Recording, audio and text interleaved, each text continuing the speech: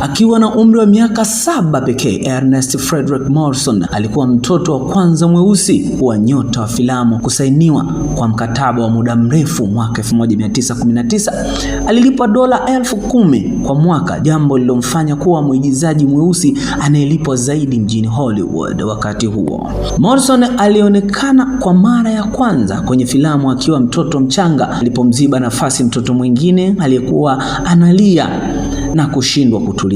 Alipewa jina la utani na baadaye alitumia majina kama Sunshine Sammy, Little Sambo, Ernie au Sammy.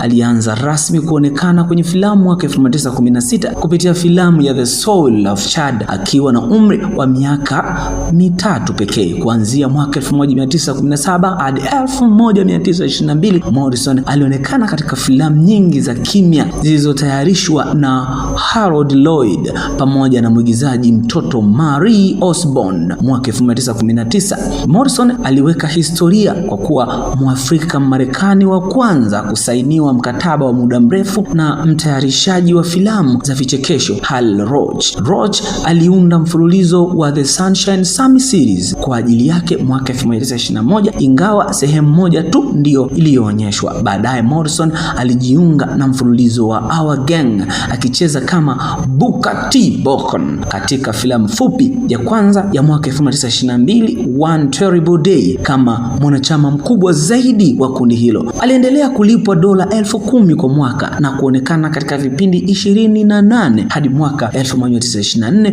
wakati wa World War II.